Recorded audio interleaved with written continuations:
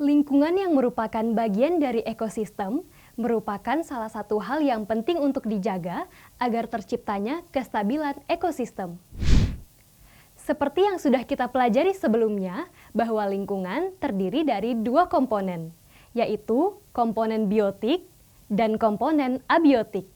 Kedua komponen inilah yang akan menentukan keadaan lingkungan seimbang atau tidak.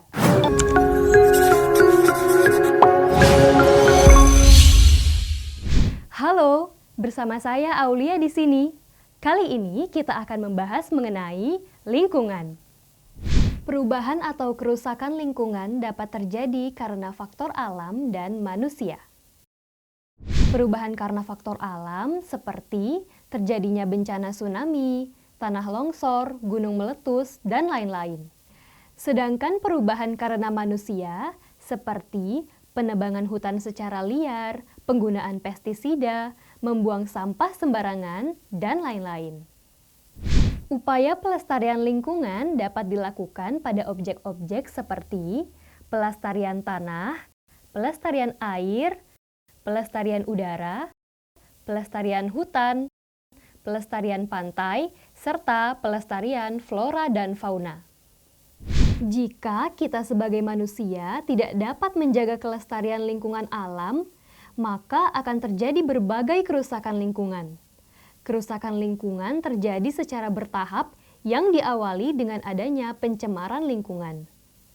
Pencemaran lingkungan dibedakan menjadi 3 macam dengan berbagai penyebab, yaitu 1. Pencemaran air. Penyebabnya limbah rumah tangga, limbah pertanian, limbah industri, dan limbah pertambangan. Yang kedua, pencemaran udara. Penyebabnya sulfur oksida atau SO, karbon monoksida atau CO, dan karbon dioksida atau CO2, nitrogen dioksida atau NO2, oksidan atau O3, hidrokarbon atau HC, dan klorin atau Cl2. Selanjutnya, pencemaran tanah. Penyebabnya dapat dari akibat pencemaran air. Dan yang terakhir, pencemaran suara. Penyebabnya karena adanya kebisingan suara di atas rata-rata atau di atas 85 desibel.